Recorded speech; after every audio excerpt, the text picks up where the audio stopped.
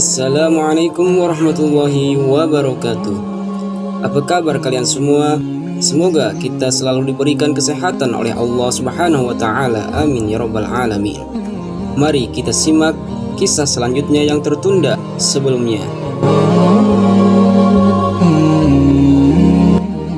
Siti Khadijah ketika disuruh untuk segera tidur oleh Pak Warko, beliau pun langsung memerintahkan kepada pembantunya agar segera merapikan tempat tidurnya dan meminta untuk ditemani tidur kepada pembantunya.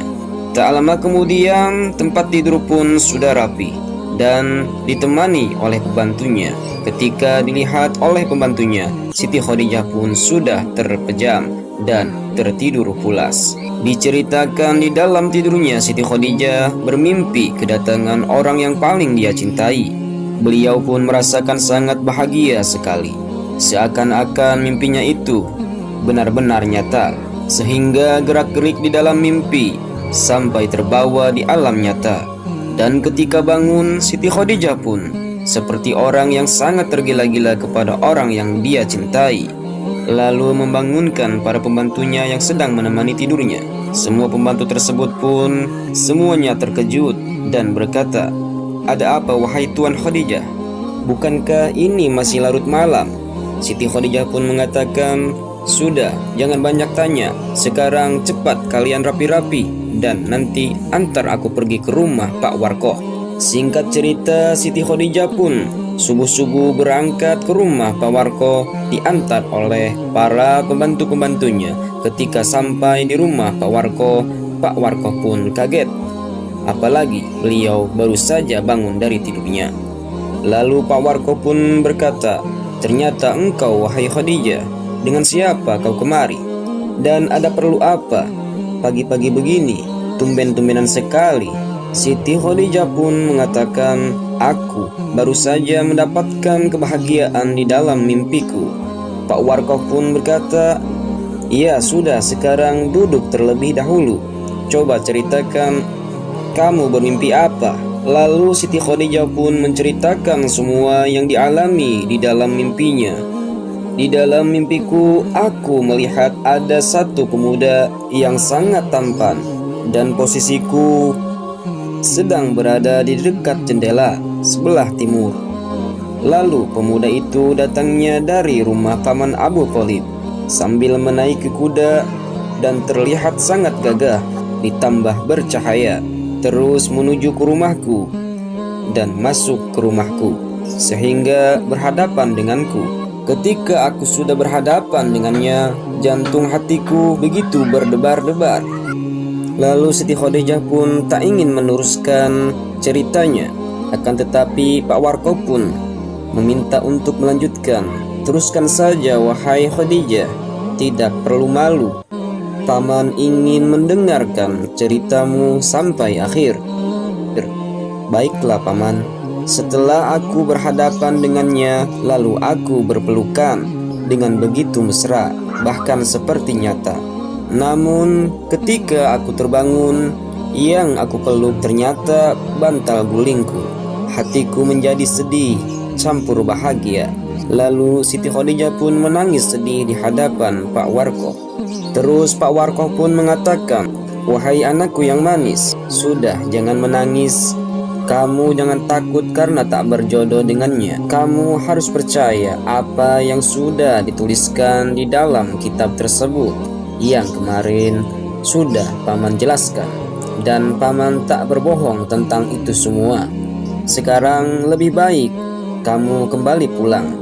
Bukannya paman tak mau kamu lama-lama di rumah paman, dan juga paman doakan semoga kamu cepat bertemu dengan orang yang kamu cintai." Singkat cerita, Siti Khadijah pun berpamitan dan pulang ke rumahnya bersama pembantu-pembantunya. Setelah sampai, Siti Khadijah pun langsung masuk ke kamar dan rebahan. Perasaannya tak karuan karena masih teringat apa yang dialami mimpinya, serta mengharapkan semoga menjadi kenyataan. Kita kembali kisahkan Rasulullah SAW dengan pamannya, yaitu Said Abu Thalib, Said Hamzah, dan Said Abbas yang sedang berangkat ke rumah Siti Khadijah. Diceritakan Abu Thalib dan Sayyidina Hamzah sudah sampai di rumah Siti Khadijah, terus mengetuk pintunya, tapi tak langsung dibukakan oleh pembantunya, malah langsung memberitahukan kepada Siti Khadijah yang sedang rebahan, "Wahai Tuan Khadijah, di luar ada tamu." Siti Khadijah pun seketika terkejut sambil bangun dan bertanya, "Siapa?" "Sepertinya Abu Thalib dan Hamzah, wahai tuanku. Di mana sekarang? Cepat bukakan pintunya dan persilahkan mereka masuk dan duduk." Lalu Siti Khadijah pun berkata kepada pembantunya yang bernama Maisarah, "Hai Maisarah, cepat keluarkan dan hidangkan makanan-makanan yang enak-enak dan minuman yang aneh-aneh. Begitu juga dengan buah-buahan yang berasal dari Thaif dan Madinah. Hidangkan semua itu." Tak lama kemudian, hidangan yang dipinta oleh Siti Khadijah pun sudah rapih di atas meja. Terus tamu pun duduk. Akan tetapi Siti Khadijah duduknya di tempat yang tak terlihat oleh tamu karena dihijab oleh gordeng. Lalu berkata Siti Khadijah, "Sungguh sangat bahagia karena kedatangan tuan-tuan kemari. Sebelumnya mohon dimaklumi jika ada kekurangan caraku menghormati tamu dan menghidangkan jamuan. Semoga tuan-tuan tak bendu kepadaku atau tak marah kepadaku."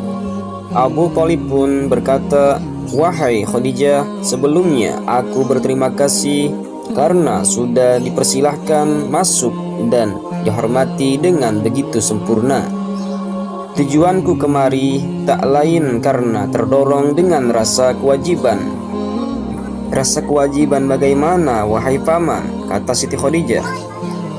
"Coba jelaskan, aku akan mendengarkan dan menyimaknya semua yang disampaikan olehmu, wahai paman." Lalu Abu Thalib pun menjelaskan apa maksud dan tujuannya. "Begini, wahai Tuan Khadijah, Muhammad putraku, beliau ingin berdagang." Ketika Abu Thalib menyebut nama Muhammad, Siti Khadijah pun langsung terdiam lemas, seakan mau pingsan. Sementara itu, Siti Khadijah tak menjawab apa yang dibicarakan atau yang ditanyakan Abu Thalib. Setelah terdiam, Siti Khadijah pun sambil mengelap air matanya dan menjawab pertanyaan Abu Thalib. "Oh, jadi paman perlu barang dagangan? Silahkan saja, tapi putra tuan harus kemari. Soalnya aku ingin mengenal putra paman dan ada yang harus aku tanyakan kepadanya. Dan juga memang harusnya begitu biar jelas orang yang akan mengambil barang daganganku." Terus Sayyidina Abbas paman Rasulullah SAW pun mengatakan, "Kalau begitu aku akan menjemput putra kita Muhammad SAW."